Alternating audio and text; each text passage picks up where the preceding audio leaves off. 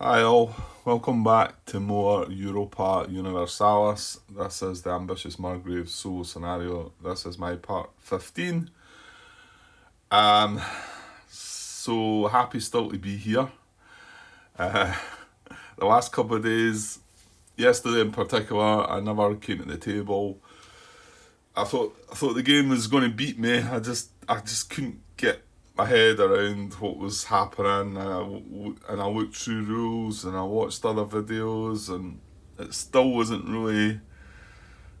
I still wasn't grasping everything fully, and I'm still not, to be honest. I'm still not. But um, I want to say that I think one of the biggest problems that I was having was because I believed that Denmark and Hamburg were now at peace. Well, they're not, and I think I made a comment in part 13 that I realised that, but I went through 14 still just going with that, and I think I was just getting frustrated, I was getting a bit annoyed with that, and I thought I just wanted to move on, and I started doing things that looked like were just, I'll just do this for the sake of it, and just to get moved on.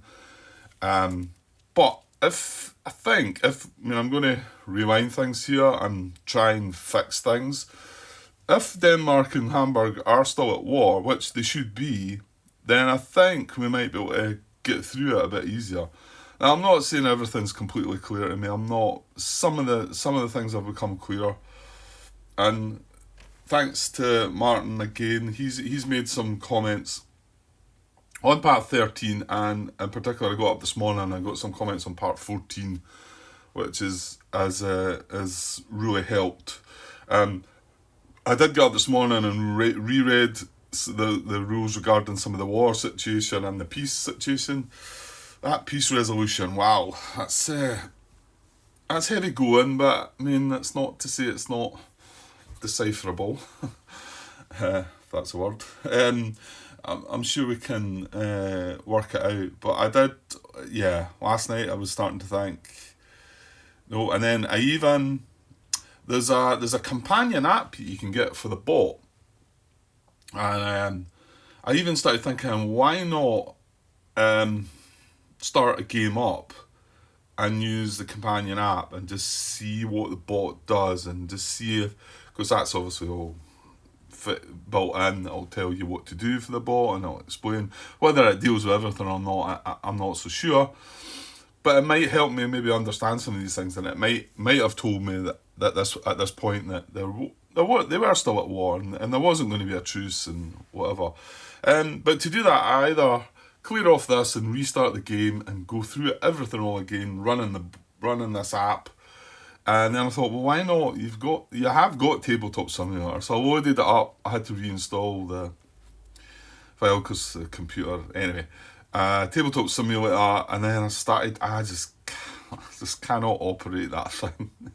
I believe there might be a Vassal version of this, which I got up this morning thinking I'd maybe have a look, and then I thought, after reading through things, I thought, let's step back and let's just put this back at war, which is what it should be, and let's just work from there again, and see if it kind of makes more sense, because it wasn't really making sense. There was something not right, and I knew it. And also going along with Martin's comments, which have been most helpful.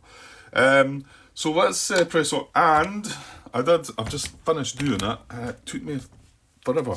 I actually thought this thing was faulty, this booklet. I mean the sleeves in it, because the sleeves, I could not open them, and I thought, this is faulty. It's only one page. There's not a sleeve in there. And then I fiddled about and eventually, I mean, that's not opening. And I was like, oh, it must be faulty. It must just be a single sheet. It's not got a pocket at all. And then eventually they're that thin and kind of stuck together. So I think that was it there. I think I just got it there. Yeah. Maybe not. Anyway, so it took me a long time to get each one of these open. Anyway, I printed out the rules, and they came out nicely. Like I say, it's a better print than I used to have before. Okay, it's not.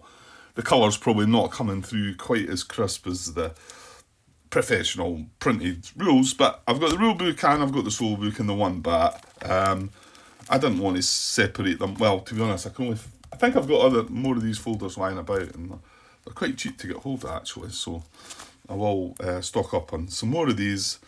But I've got the rules, solo rules in the same bit. So there, we shouldn't have any issues. Where was the one that caught us out? The one that Martin pointed us to, and then there's movement in it.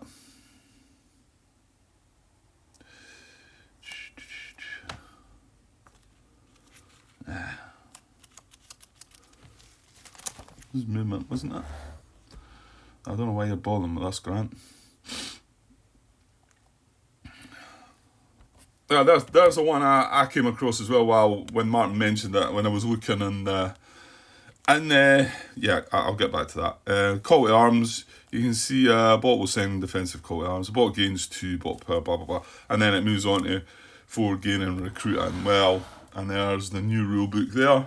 There's where it ended before, and now it's got this extra bullet. Bots do not have access to allied units. Just straight up like that. And where's the one that says about the neutral bit then? Oh, there we go. There it is. So, and I don't need to be showing you this, I know, but it's just these 2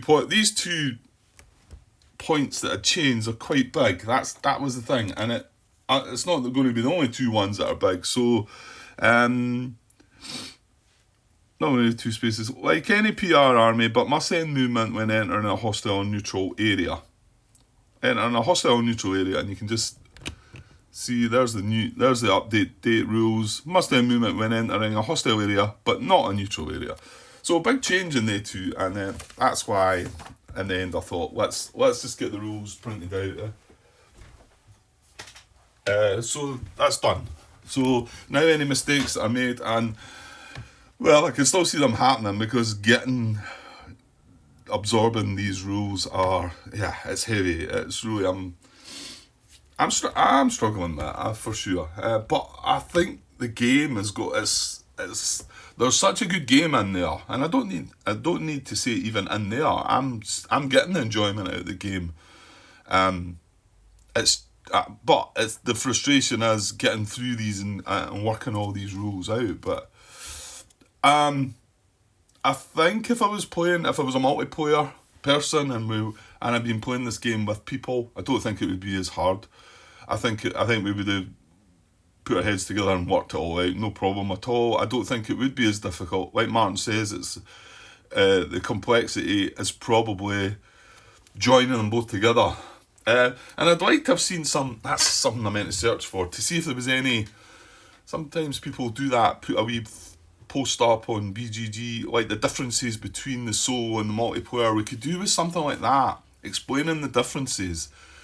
Like again, one I came across an example in the rules when I was reading them today, and it still left me a little unsure. And it was the player fighting an NPR, and the NPR had ended up with 2 units, but he still rolled 3 dice for it. And then this was one of the things I did make a look at in the bot rules to see if it, because my understanding, and certainly Martin didn't mention anything like that, the only land battle that we had, no, that's not true, because Austria and Denmark have battled together, haven't they? The first land battle we had was against Hamburg, and there's only one province, so Hamburg could only muster 1 unit. And as far as my understanding was that I rolled just 1 dice. Now, this can only be that it's different for the bot fighting an NPR for what a human, because if it was us fighting that, I think it would roll 3 dice. It would only get to hit with 1 of them because it's only got 1 unit. But I don't know. I'm going to leave that in there again. Am I getting that wrong? Should have Hamburg mustered 3 dice against a bot? I'm pretty sure. I'll come across it again when we're going through things. I'm pretty sure it said land battles. Yeah, it's here, isn't it? It's here. Land battles versus rebels, NPRs. This is in the solo rules though, and it's differences like this though that, well, let's just make sure it is a difference. When a bot fights an NPR or rebel force, always roll a number of infantry dice equal to the number of rebels/NPR units present. Full stop. I don't need to read anymore, do I? That's how many dice I roll. And yet, if I was playing as Brandenburg going in there and fighting that NPR, my understanding is that they would have rolled 3 dice. So it's differences like that are going to catch you out. Anyway, let's move on, because this part is probably unlikely to have, if any, gameplay, to be honest. I'm 10, 11 minutes in there, and I've got a few comments I want to talk about. I've got a few things to fix, so it's more than likely going to be that.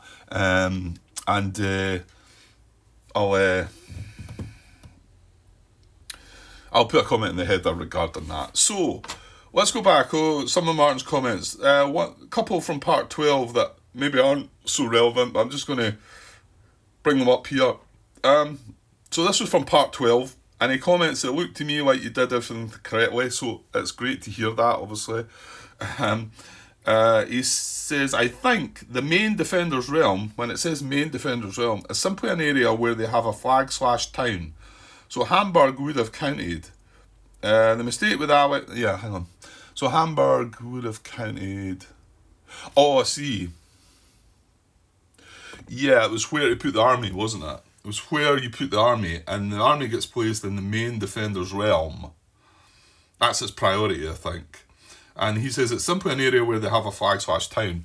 Well, Hamburg did have, at the time, it was unrest, wasn't it? Yeah, it would have been an unrest, I think. Would it? Hang on. His timestamp is just where he starts talking. It looked to me like you did everything correctly. Then it carries on to that main area. I think it was when we were placing the Denmark army, and I think we placed it in Jutland. No, but then that wouldn't have been there at the time, would it? Right, I'm not quite sure where.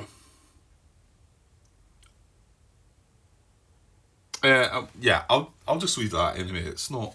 And he also carries on, the mistake with the Allied units. Remember, we eventually realised that Denmark shouldn't have, because of the new rules, they don't benefit from Allied units. He did, as I thought. He says the mistake with Allied units really didn't make a difference. Denmark should have had 1 unit less. And I think I fixed that by eliminating 1 extra unit, didn't I? So I think that was okay. We got away with that. Then, this was regarding the Austrians overtaking of Royal Hungary, annexing of Hungary. He's got 2 timestamps, one at the 56-minute mark, one at hour and 3 minutes, so it must have been both times I was talking about. He says, if one of the Hungarian areas had included another 1 or more independent provinces, I believe you would have left 1 influence there. Yeah, because influence can still stay as if there's another province there that's not your own. And I think we removed all the influence, whereas we would only have to move 1 less because it was a royal marriage, I want to say there. So I think it reduced the amount we had to leave. So let's just say there was another province in here from some other realm, then that influence would have been left there. And I'm good with that as well, so that's good. Oh, okay, and just to finish on our couple of comments, on our couple of points regarding part 12, since we're at part 12 looking at, I left a couple of comments in the header. Hang on. I think it was regarding the land battle situation. And it was when I was scratching my head here about any bot has units remaining, enemy retreats, or has no units left. Well, remember the bot. This is when Denmark were fighting Austria in the big battle, and they kept just cycling through the battle. Went through different battle rounds till there was nothing left because they don't retreat. And I think this is a procedure to basically cycle you back to the next round of battle. And that's just what I was scratching my head at, because enemy retreats, well, they wouldn't have retreated, so no, it would go back up there. Then they would roll the dice again, and we would keep coming around like that until they didn't retreat or had no units left. So I think it was pretty straightforward. Maybe the wording was catching me out a little bit there. So I marked that at the 40-minute, 30-second mark. And then finally for part 12, I took, in actual fact, would that have mattered? I don't think it would have mattered now, so I'm just going to leave it. Well, we've got a fix to make with the bot power anyway, because I made a mess of that. I'll get to that. Anyway, there was one, I think it was, it was, no, was it? Was it when Denmark won the battle? No. They gained the bot power anyway, and what I did was I moved it from spent into the available. And that's not what should have happened. It shouldn't have come from the spent. It should have come from the supply. So that was a little glitch. But I don't think that would have then mattered, because the spent goes away. What doesn't go away is the available. And that's what I messed up. But we'll get around to fixing that shortly. Alright, so this was about part 13. Martin's made a comment. Now, I've twice now tried to reply to this comment, Martin, but just to let you know that, I don't know, it doesn't seem to have registered. I don't know, there's some glitch came up and then I tried to do it again. So whether it's there or not, it's not showing up here as being replied to, but I did basically reply, but, well, I'll tell you briefly what I said in a minute. So he's talking about, in the back of that, that'll do. At the 45-minute, 15-second mark, the CB tokens are on the flip side of some claim tokens. And yeah, I mean, we did look at this. This is a CB, this is a claim. Now, these are both casus bellis, if that's quite how you pronounce it. That's the best I can really do. I think it maybe is. So, and there are two different types of casus belli, he says. See the summary on page 22. So here it's here. So my guess is this is a CB token. I think what was bothering me throughout the rules is, I might be wrong here, but I'm sure I've seen mention of a CB and it being referring to other different types of casus belli. Like, maybe I've got that wrong, because surely if they're calling this a CB and they're calling this a claim, surely they're going to name them that way. I just got the impression that maybe wasn't the case, and that's what was throwing me.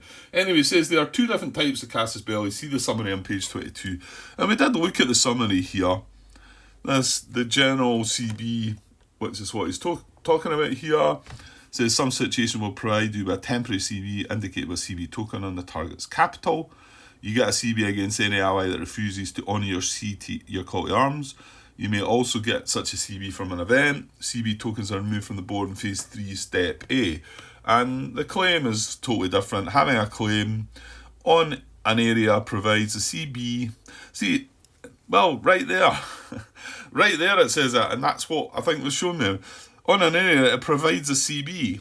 So, but this is a CB. I mean, I know what they're standing for. They're standing for casus belli, but if you're going to call it a CB there, and then this is a CB, but it's different from this, I'm not sure that's clever. Although, again, maybe just me overlooking it, overthinking it, and whatever. Anyway, it says it provides a CB against all lawful owners and controllers of provinces in that area. So he says only CB tokens are processed in this step. Yeah, and that's where I'm in the step. Hang on.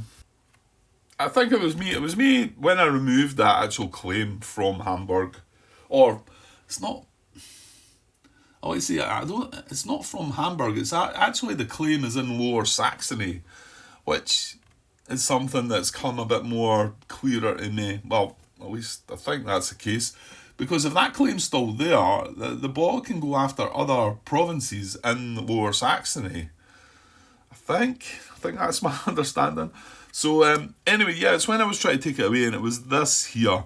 So it says remove all truces and CB tokens. Okay, it calls it a CB token here. A player removes a CB token loses 2. But I was seeing this as a claim, you know, and then I was confused. What, they're going to lose 2 prestige for that? I don't think I lost them the prestige, did I? No, because I felt like the claim should have been removed sooner, but It shouldn't have. It shouldn't have been. It's just I was trying to. I don't know. I was struggling.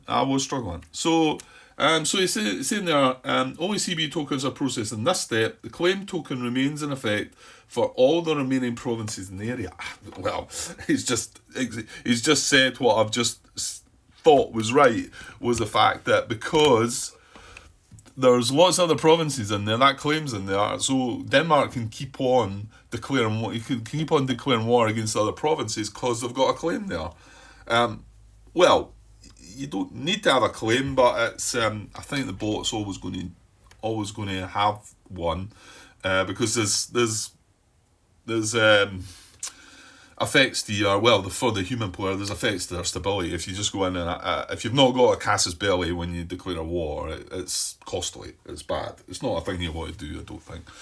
So so that was the start of some of the confusion and me getting that wrong. So now it's a core token I've got underneath there, so yeah, that's not right as well. Okay, so we'll get around to fixing this as best we can anyway. And then he carries on. He says it doesn't matter in your situation, but as you've probably figured out, Denmark is still at war because the peace resolution step is after the remove casus belli and truce step. So, and it is. I mean, and here I'll show you the remove casus belli is A of phase 3, and then the peace and resolution is D. So that comes later. And again, what was confusing me, because I thought I was taking the claim off, then I thought we went at war, then I went in peace and we've declared a truce, but none of that should have happened. They are still at war. There's no removal of casus belli or claims, because there was nothing to say you remove the claim. So, and my reply to that, Martin, if it doesn't come through, was basically that I felt that Denmark and Hamburg were still at war, but it was just a feeling rather than a knowing. But as things have moved on and everything that I've read since and all your comments that I've made, I'm getting it better, so that's good. Right, and then he made another comment on part 13 that at the 48-minute and 30-second mark, NPR invasions is an advanced rule. Basically, full stop, really. I didn't realise that, and I must have been talking about NPR invasions. He does carry on to explain a bit. He says, I believe that you would, in theory, check the criteria in this situation, as Hamburg is still at war with Denmark. However, one criteria for an invasion is that the NPR owns a province adjacent to a player realm, which is not the case here. Denmark occupies Hamburg.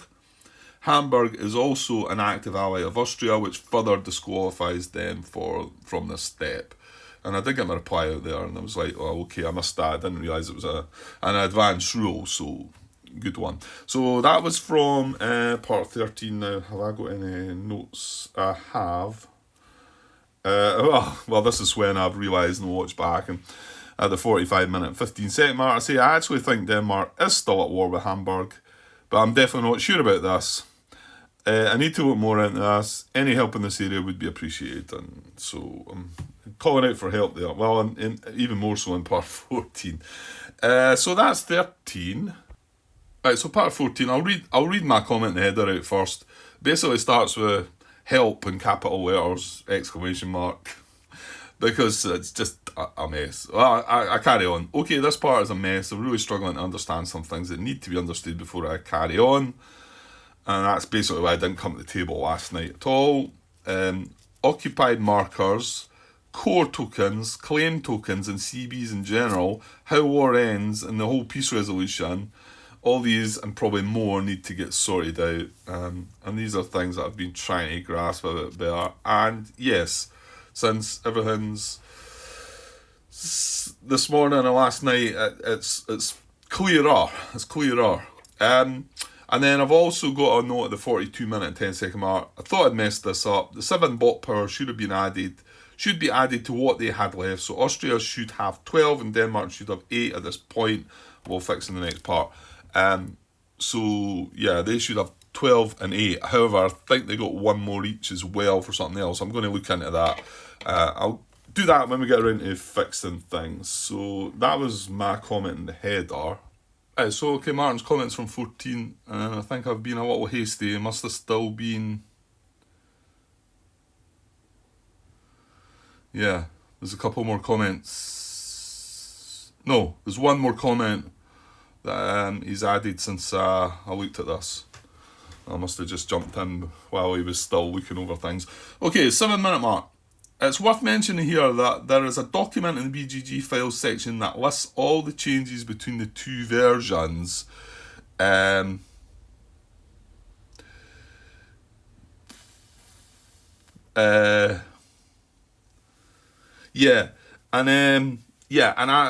reply to this was that, I probably should have at least printed this out or had it beside me.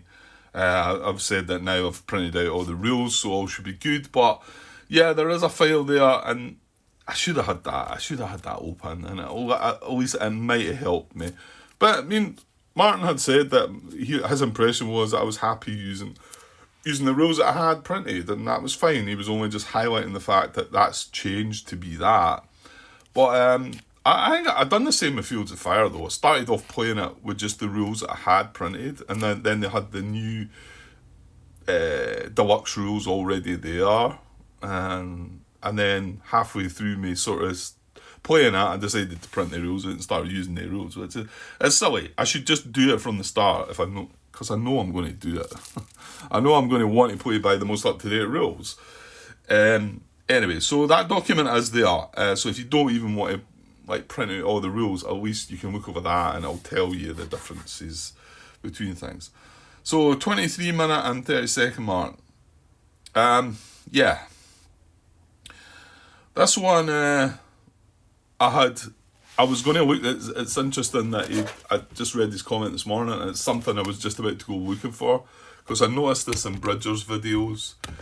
Again, we're talking about the situation between Hamburg and Denmark, and although things haven't been fixed yet, let's just imagine they are as they should be, and Hamburg and Denmark should still be at war. So his comment is, if Hamburg wasn't a member of the HRE, which it is, right? It's in the HRE, and that's why the Austrians came to its aid, and is at war with Denmark too. But if it wasn't a member of the HRE, there would have been a truce between Denmark and Austria, and Hamburg would have been annexed by Denmark. Now, I thought that's what we were going to start doing, and then I remembered Bridger's video, and then I got up this morning and Martin's comments there telling me that that's not going to happen either. And that's because the Austrians, they're in the HRE. Hamburg's in the HRE. Somebody's attacked a realm in the HRE, so Austria are still at war. So it said, it carries on, however, when defending the HRE is tagged, external aggressors may never resolve peace separately with any non-player realm imperial subjects unless they have achieved total or partial victory over the emperor. And that's on page 44, and I think that was copied and pasted from the actual rule. I'm pretty sure it was. Defending the HRE, peace resolution, while the defending HRE slot is tagged, external aggressors, he's just copied and pasted that out of there. So, So he carries on, this means that neither side can enforce a peace and the war continues. So there's not going to be even a peace. And I thought there might be, until I remembered that bit about the HRE and Bridger's videos where he actually done the same. He started annexing whatever it was they were attacking, and then realised because it's in the HRE, they can't just automatically have that truce. So, so that's not going to happen as well. So we'll get around to fixing this. I said that, I noticed that in Bridger's videos also. I was about to go looking for it when I noticed your post. That sounds like maybe a cop-out, but it was on my mind, to be honest. And then 32-minute mark, he says, I see the frustration creeping in. As you say, Denmark does not own all provinces in the area, so you should ignore that step. Is that when I'm trying to remove the claim? Let me see.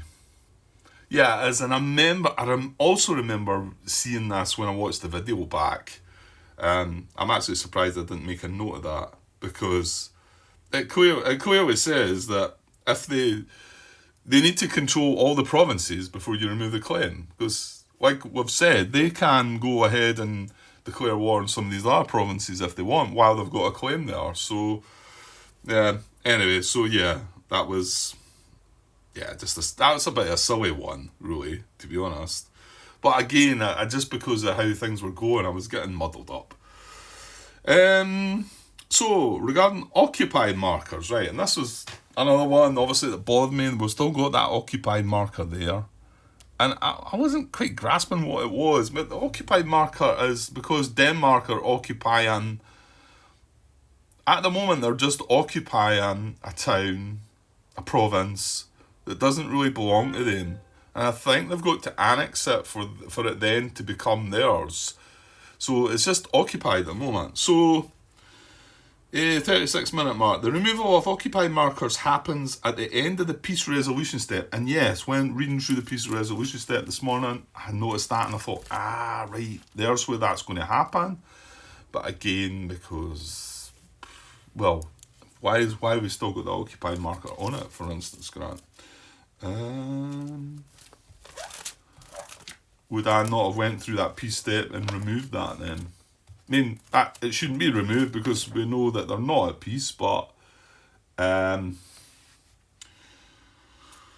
removal of occupied markers happens at the end of the peace resolution step. End of the peace resolution step.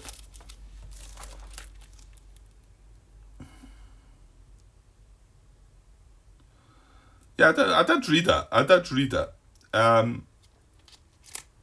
And in fact, one of the other things I forgot about, I mean, not that this is relevant, was that there's actually a peace resolution. Oops. No, we're okay. There's actually a peace resolution flowchart. This is for the human player. You can see there's a bit there that says go to bot peace resolution, so on bot rules, where they got the flowchart for that. I mean, I don't think you need to look at this, to be honest, to go to that if it's just bots. But this is, if we were attacking, there's a resolution for this. There's also a battle sequence in the back here as well. And again, this is not for bots. This is for us, which I'd kind of forgot about, to be honest. So anyway, yeah, I'm struggling to find that bit where it says it, but I know it says it, and at the end of the peace resolution step, you're going to remove these occupied markers. And then that then becomes, then I think after that, you can then remove a claim and flip your unrested town over. That's what, isn't it? Right. I think I do need to find this now. Hang on. I think this is it here, actually, and this is one of the peace terms that you can have. And this was the peace term that we would have been looking at. Well, it would have been total victory.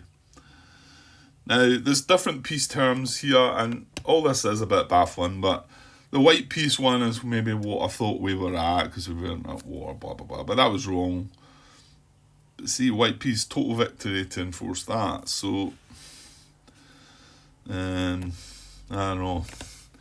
Yeah, I'm still, this whole peace bit is still going to be a little bit of a challenge for me, I think. I need more of that. They should definitely have, I think I've said it already, although Martin said it'd be good to have a solo video out there explaining the differences between or basically just going through some of the solo stuff officially, not just somebody playing the game. The Bridges videos are good, but he's going through it too quick for me now. I'd like to, we need a video out there that explains it, that explains why it's happening and whatever.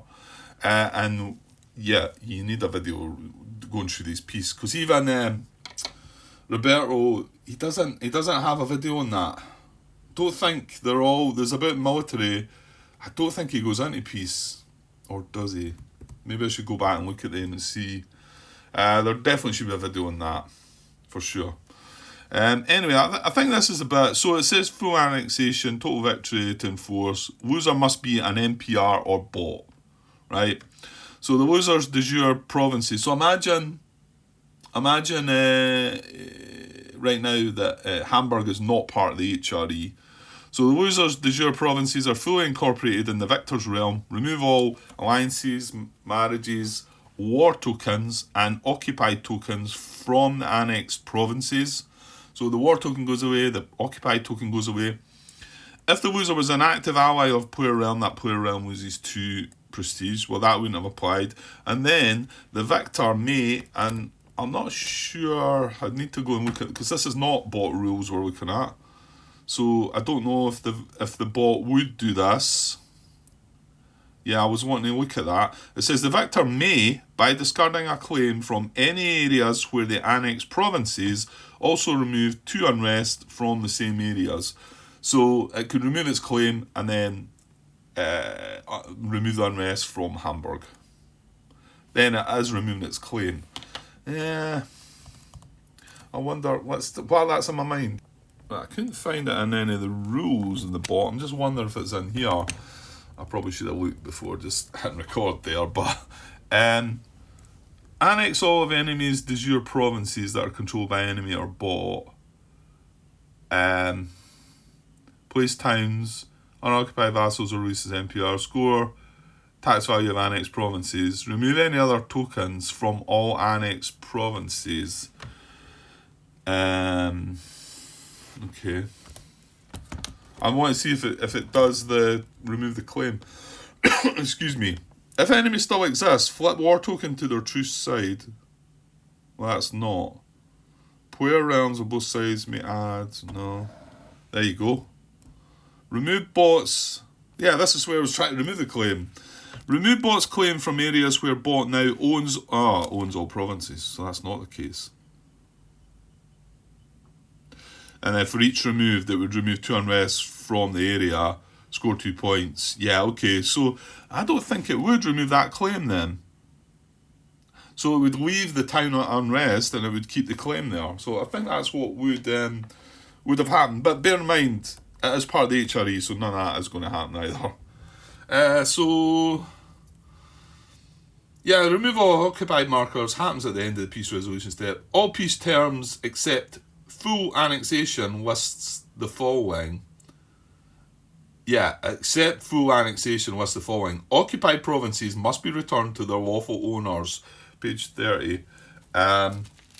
Because the war continues, the markers should remain in place. Yeah. And I guess that's just one of the bits that I might have read and just not understood. Occupied provinces must be returned to their lawful owners. It says it's on page 30 there, so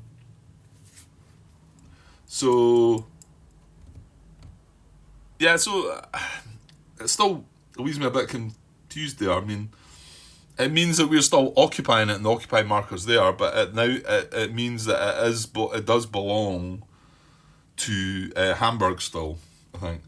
Anyway, I replied with that. Excellent, much better grasp on things now, though I do feel that I've still got struggles ahead. Many thanks for your comments, as I was starting to feel like this one was getting away from me. And yeah, I did. I kind of felt that. But I'm determined with this one because I think it's a great game. I like it. Yeah. And I started my comments off with, hi Martin, all of the above are most helpful, thank you. I did get up this morning and reread yet again some of the War and Peace rules.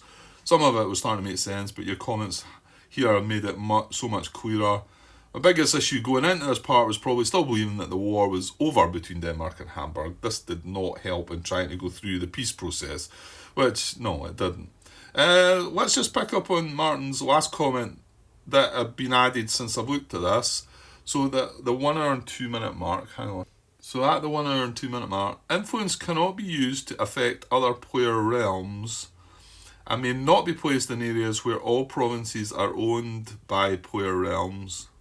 Yeah, I've got that one. It can't be placed in areas that have all got player realms. Yeah, because I think it was when I was trying to place this imperial influence and we weren't sure where it was going. And I can't remember. At first, did I not think of this area? I wasn't sure about the wee eagles there, that what they were the relevant part. Influence cannot be used to affect other player realms. Not quite sure what's and may not be placed in the areas where all provinces owned by player realms. 11.1. 11.1.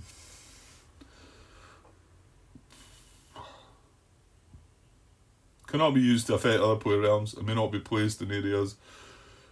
Cannot be used to affect other player realms.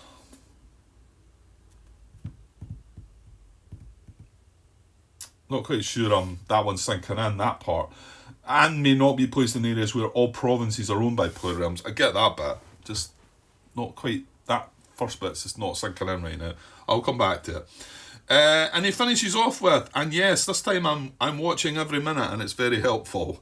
So, good stuff, Martin. Well, I kind of needed you to watch every minute over this last part or two because I was struggling, and thanks to your help, we're still here. Let's just say that. Right, so let's fix some things before we then move on. Like I say, I'll probably just cut this after that, and I'll add a comment header. Anybody that's not interested in watching me trying to recover, they can just skip on to the next part. So yeah, I'm just looking across at the video footage. So we ended the round with 5 influence in here for Austria and only 1 for Denmark. So at that time, they would then have gained, was it 7 I said? Yeah, we're on normal difficulty. So they would have gained 7. So the 5 that they had and 7 is 12. So what have I got? 3, 6, 8. Right, hang on. So they've got 8 in there. Well, you know what? I must have added 1 because what I did was I wiped out the available. So I've gave them 7. That's what they should have had. But you can see they've got 8. My guess is they get 1 extra. Is it for the... yeah, because they get +1 diplomatic power. But because they're a bot... Obviously, they don't get diplomatic power, they just get a bot power. So, they should have had 7 plus 1, 8, but they should have had 4 carried over. Is that right? No, they should have had 5 carried over, Grant. Oh, I'm missing now. They should have had 5, plus 7's 12, plus 1 for the Imperial Authority is 13. 7, 8, yeah. Right, so it should be 13, and I'm adding only 4 more, so it should be 5, shouldn't it? I must have counted that wrong. So they've got 5, 6, 7, 8, 9, 10, 11, 12, 13. 5 that they carried over, plus 7's 12, plus 1 for the authority, 13. Right, okay, good. And then Denmark carried 1 over only. So 1 plus the 7 is 8, but you can see they've got 8. So they gained 1. You know what they gained it from? The Papal Curia. They are leader of the Papal Curia. So they should have 1 that they carried over, plus 7's 8, plus 1 for that is 9. So they should have 9. Right, that's us good. Fix with that. No harm done, but just remember what you're trying to do, Grant. Right, so am I able to fix this mess without... Did anybody... I want to say that points got lost, though, somewhere along the line.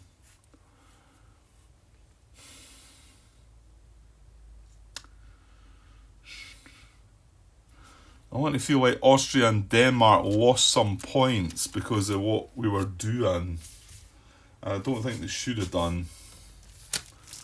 Well, you're going to have to look... The best thing to look back in the footage, Grant, I think. Yeah, let me just double check that. Well, we know that they're still at war. So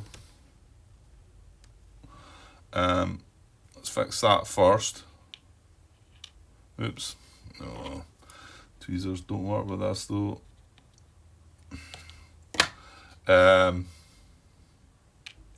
So we know that Denmark and Austria are at war with each other. And we also now know that Denmark is at war with, still at war with Hamburg. So we're going to put another war token back in there. what we're going to do also is we're going to get rid of that core. That shouldn't be there. The occupy marker should be there. That, yeah, we could still siege there. That was fine. We're able to siege. That would have been like that. No, does that mean they? No. I remember rolling dice for that, so we've resolved that. We did roll for that. That was the only town that was under unrest. This core token would not be there. However, I don't think we use claim 7 and 8 for the core tokens, don't we? So I need to put that one away. I think it was just claim 1 we had, wasn't it? Not that it specifically needs to be claim 1, but as Grant is the way he is. We're hunting down claim 1. Oh, I can't find it. Oh, I bet I've set it aside. I have. Right, so, and then remember that claim is just in the area. It's not specifically in Hamburg. So, yeah. Right, I can put that away. That can go away. Yeah. Put them away as well, I think, Grant. Where do they go?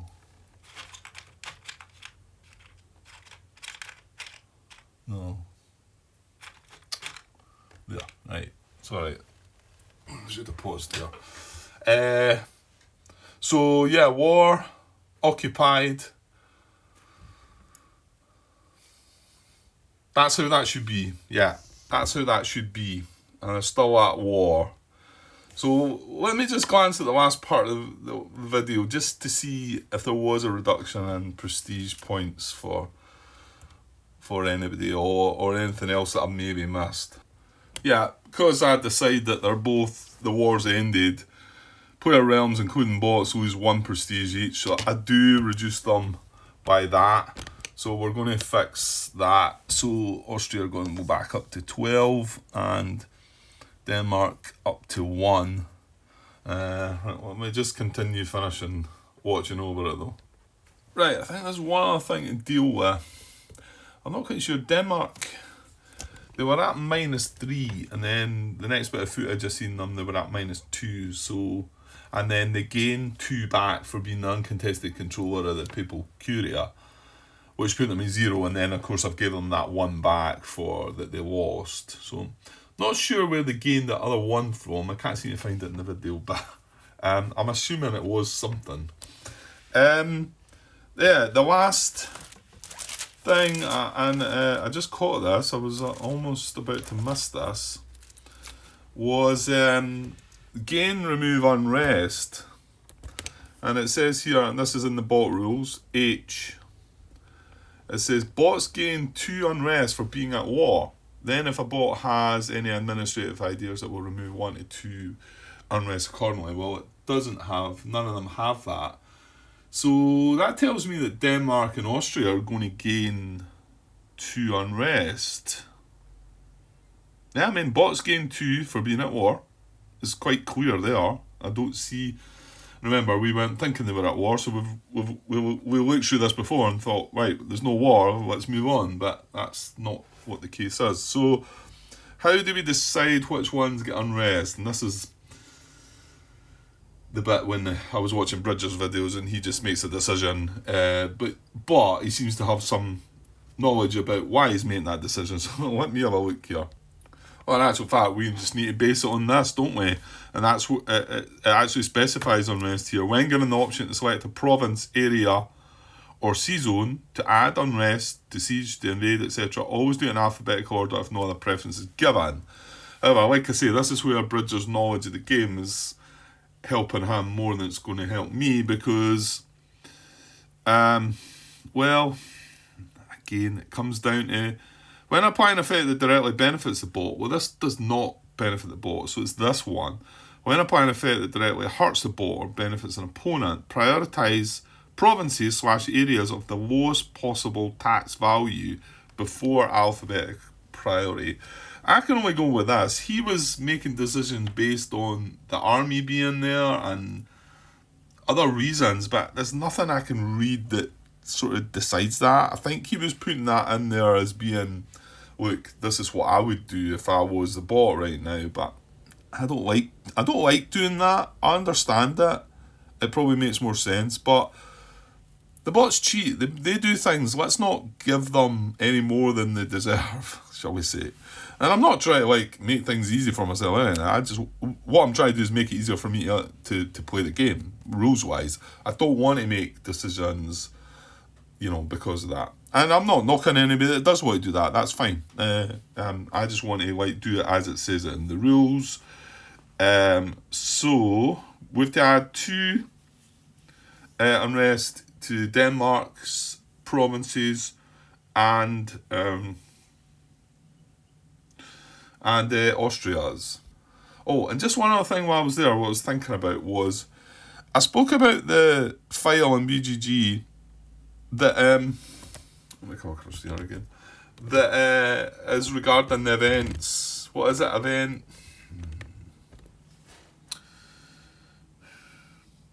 Oh, I can't remember the name of it now. Basically, it's got a list of all the events. Somebody's done this. Got a list of all the events and tells you, gives you what the bot should pick and what they should do. And I said this was unofficial thing, and I still think it probably is unofficial.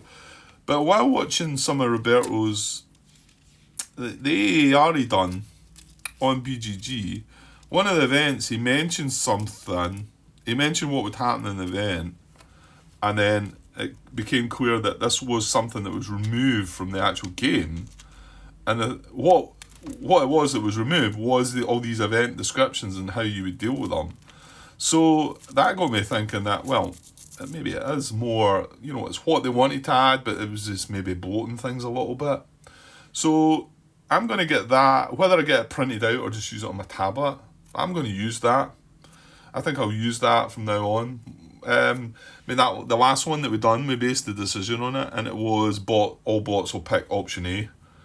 And I couldn't really, there was nothing that I could find in the rules or anything that would make me decide between option A and B.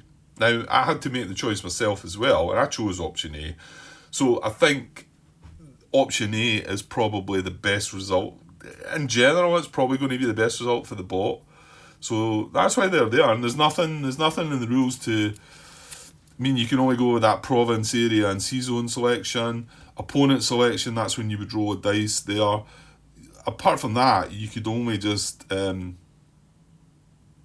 it randomly. The choice processes are there, but they're pretty basic to what you do. You do have the targeting charts as well, but I'm only going to the targeting charts if I'm told to go there. So, which are fine. I'm happy to go there if that's where they want me to go. So I'm going to probably use that event file thing that's on BGG. Okay, unrest, yes. Okay, areas of the lowest possible tax value. Now, when it says lowest possible tax value, right, hang on, what is that? See this. This is a core. My understanding, a bit more knowledge of cores is, I don't think that needs to be in pest. That is in the area. And I want to say it means that all the provinces in that area are now cored, Austrian core provinces. Now, there must be something that if this wasn't cored, there must be some, something that could happen to this province because it's not cored to Austria. This is my belief in that. If somebody knows where I'm going with that, somebody wants to elaborate on that. But I think while this core token is here, that stops that from being, it makes it a core province. And I think I want to say that if it was in here, it would apply to both these. So why have you only got the one? Why have you only got that one in there? Or does that actually apply to all of Hungary?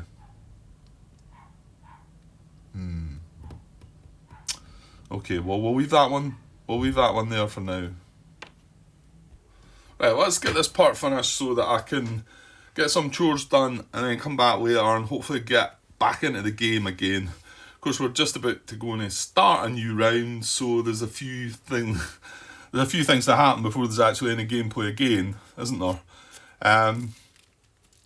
Right, okay, so yeah, well, what's got areas of the lowest possible tax value? Well, see, I don't know if that means, right? Let's look at this area here, which is Venetia. We've got one province here, Crane, right? So the tax value to us there is 1. However, the total tax value to that area is 1, 2, 3, 4, 5. So that's says areas. Well, hang on. It's we are not targeting an area here, are we? It says when applying an effect that directly hurts the bot, and this is us putting unrest, so it's hurting the bot, or benefits an opponent, so it hurts the bot. Prioritize provinces / areas of the lowest possible tax value before alphabetic priority. Well, but hold on, Grant. The province with the lowest possible tax value is going to be all the small towns, isn't it? So that means we're not going to pick the big town. So I get that. Okay, that rules it out. But do we then look at the area of the lowest possible tax value? You know, before we then select the province. And in that case, like I say, has this got a lowest possible tax value just 1? Or are we including the Venice as well, which is 1, 2, 3, 4, 5? And again, here, has this got 1 or has it got 1, 2, 3, 4, 5? Well, that means these are both the same, isn't it? And here it's a bit clearer because we control all these. We've got towns in all of these. So this tax value in this area is 1, 2, 3, and in this area it's 1, 2, 3, 4, and in this area, well, these are 2 separate areas. This is 2. This is 1. You know, so yeah, it's the fact it's got province / area. But our target here is a province, it's not an area. So I think all we do is look at the provinces and they've all got a tax value of 1. So we're not really looking at the tax value in the area, we're just talking about the tax value of the town or the province. Right, I'm going to leave this in here, but please let me know. I could be getting that one wrong, and maybe we should be looking.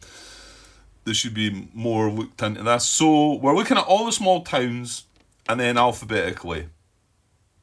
So P, we've got an L there, a K there.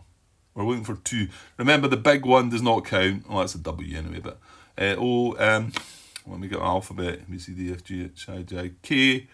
K then L, isn't it? So Crane. And then Lens. That's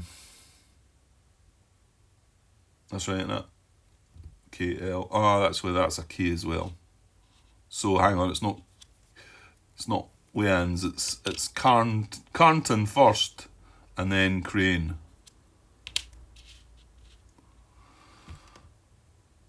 Yeah, okay. I'm gonna go with that. It might be that it's not really a huge big deal, but I still like to know if I'm getting that right with how I'm picking that.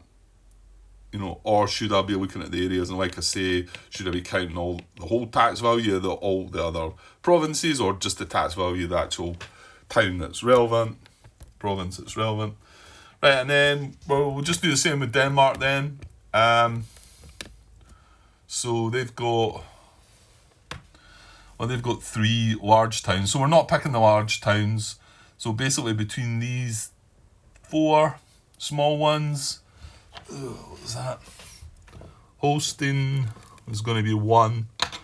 That's going to be the first one, H. And then O.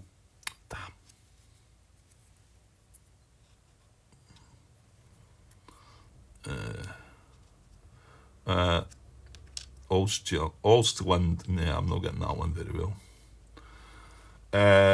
So that's the 2 that they should be marked unrest. Right, oh, hold on. That happens before you roll rebel dice. Damn it. Okay, so... Well, we've already rolled rebel dice for that one. We definitely resolved that one, but there should have been 2 more there. So... Bots resolve this as described under rebel dice rolls on page 4. Page 4 of this book. Yeah. So bots roll rebel dice for all of their unrest at once, not area by area. And they roll a maximum of 5 rebel dice. Okay. And then there's some restrictions. A bot can lose a maximum of 1. I need to know what they were. Oh, they rolled ducats, didn't they? 2 ducats. So it says a bot can lose a maximum of 1 bot power each time it is to roll rebel dice, regardless of the number of dice rolled. So it would have lost 1 bot power. But I'm going to roll... so we need to roll, 2 more dice? I should have rolled 3 at that time, but we've rolled 1 and it came up 2 ducats. So we then... 2 ducats was... Let's go it there. Was lose 1 bot power. Use standard bot choice processes for applying rebellions and removing unrest, except that they will always apply rebellions in the area where their army is located. If possible, bots place a claim in the area if one of their provinces are liberated by rebels. Okay, yeah, and it says to use the choice process on page 3, which is, you know, what we were talking about there was the province area and C-zone selection about what... So... Again, when it comes, if we're going to remove unrest from them, we're going to pick them in the other order. Yeah. Right, let's roll 2 more of these dice, rebel dice. This is for Denmark. Oh, jinx. Right. This is probably not what I wanted. Right, so what do they do? So there it's there. So you got the... I think it's... Oh... That's lose 1 bot power. Oh, that's lose a manpower, isn't it? I think. Anyway, they would lose 1 bot power, but they've already lost 1. So it says there they can only lose a maximum of 1 each time they roll the rebel dice. And remember, I should have rolled these all together. So that's not going to apply. And then the little flag is a rebellion. Oh, great.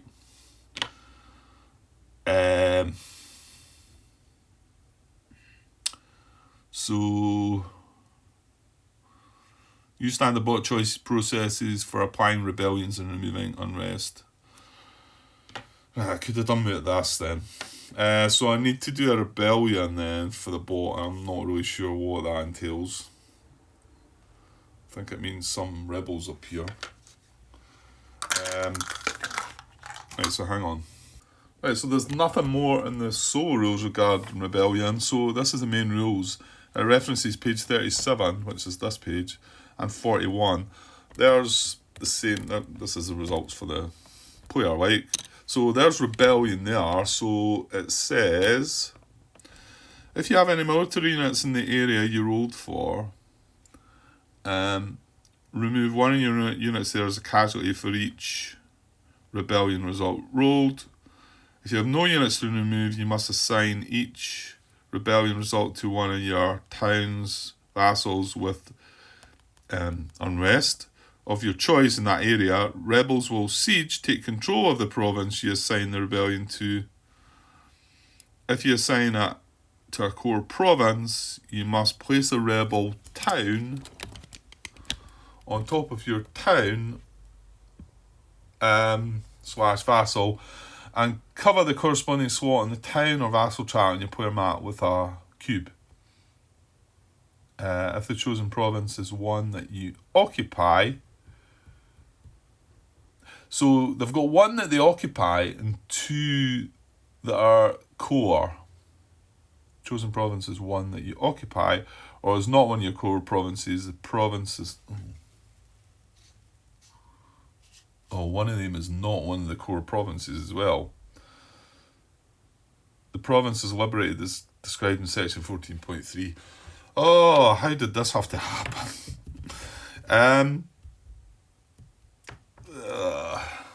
Right, so it was only one rebellion result. So they've got to pick one of the towns that have got unrest. And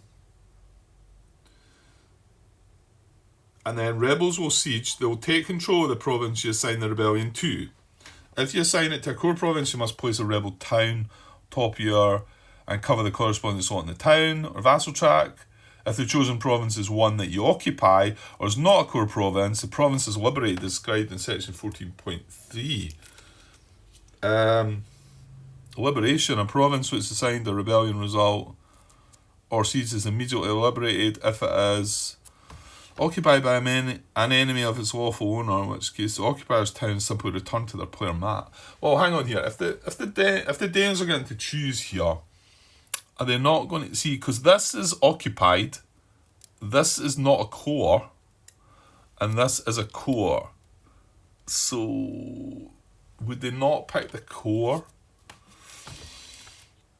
It's not really. I mean, I wouldn't have thought they want their town going back on their player mat. And that's what would happen to this one. And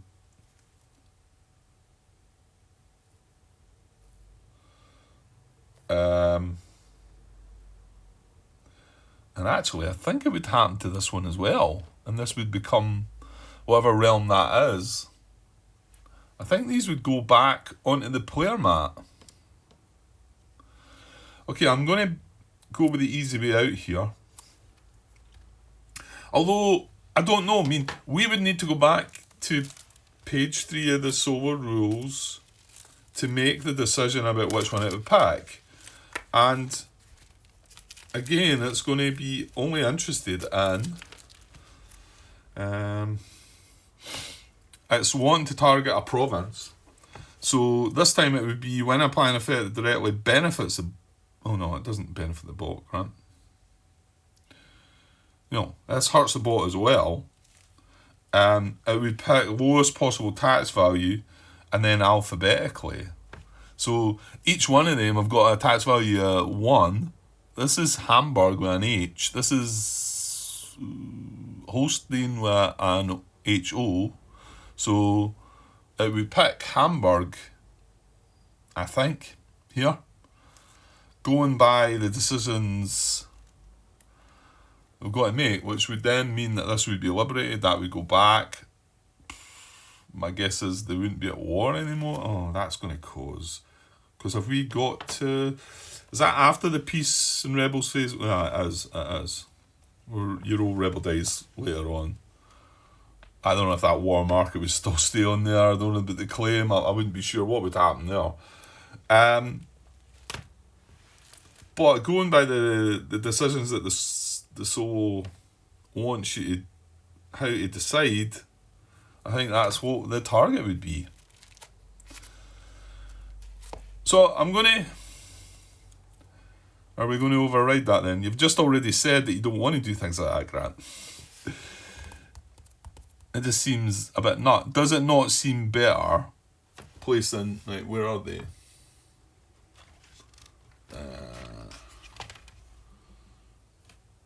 Let's see. These are wooden as well, actually, yeah. Placing one of these towns, so a rebel town, on top of this one here. I mean, I think that's bad. I'm not 100% sure what actually happens with that, but well, does anything else follow up with that?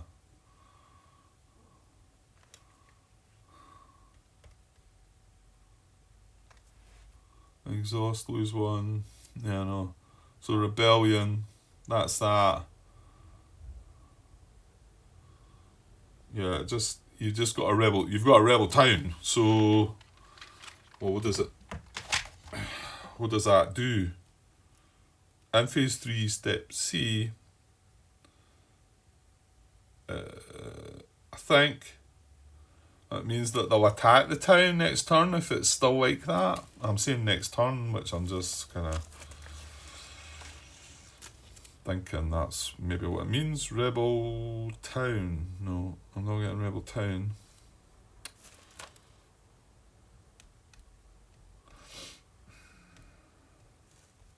Sieging rebel towns. When sieging a rebel town, simply remove the rebel town among any unrest on this province. If you're at war with the owner of this province, you may place your own town. No, that's us. That's for the Danes to take that back off. But while that's there, can that not do something bad to? Okay. Right. I'm gonna go with that. But yeah, I'm not comfortable there again. But I mean, to me, I think if this was me, I would certainly not want to pick one of these two and put that town back on my mat. Whereas this one's getting that, but I could be wrong. This could be worse than putting that back on my mat. I'm not fully sure. Rebel unit sieging, and it's got the wee picture. See page 9. Hang on, back we go. Page 9. Rebel. So if we rolled that, is that not what we? That's what we rolled there, though. Yeah, it tells you the outcome. So what happens then? What happens with that town now it's got a rebel town? What does it mean? It can't be good. Okay, I'll look a little bit more into that, hopefully. Sieging rebel towns, yeah. No. It's not really helping me though. But yeah. Should I be putting this here? Or targeting here? In fact, the town, that rebel town wouldn't go there. I would just remove this. Put it back on the player. Oh, that's the thing that happens. Sorry, my bad. That's the thing that happens, and it does tell you that there, that you cover up.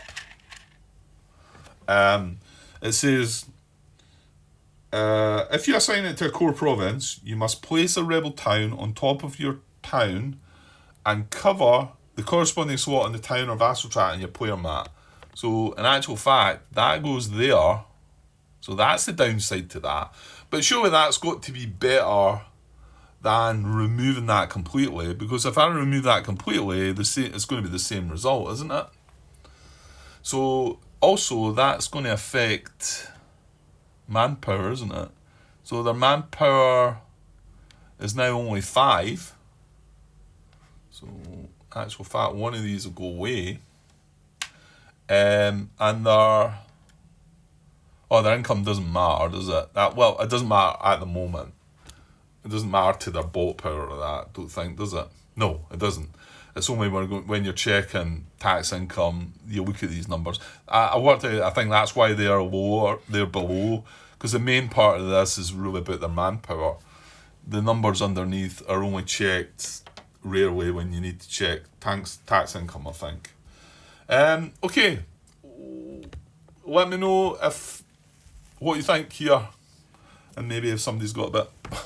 Oh, maybe that's what that does. It just does this. I mean, that's bad enough for them. I mean, I wouldn't have liked that, because I would have lost income and manpower. So, but then taking one of these away would have lost me income and careful Grant. Would have lost me income and manpower as well. And then I still would have then had to... Whereas I just need to siege this town away. Well, when I say that, I need to put the army back in there to do that, don't I? And it's just the same as sieging this town back, I think. Maybe it doesn't make any difference then. I think removing this one would have been worse, because then we would have had to go and fight that again, I think, because it just would have went back to what it was originally. Okay, let me know your thoughts on all that, if I should have picked that one, or if I should have stuck with my guns and picked Hamburg because it's alphabetically correct. I don't know, it does seem like one that you should step in there, I think, but... Right, I've got Austria to do as well, haven't I? I'm going to roll dice for them. Let's hope we don't get a similar situation then. So for them, it's just 2 unrest. Now we didn't roll for them before because it was only Denmark that had that 1 unrest. So we're going to roll these 2 for Austria. Oh, they've got 2 flags. Well, I think this is good for us because this is the bots, remember. Well, that's 2 rebellions. So, and the good thing here is these are core provinces. The good thing when I say good thing, I mean from the fact that I know exactly what I need to do here, is put 2 rebel towns on them. So rebel town on Carnton and a rebel town on Crane.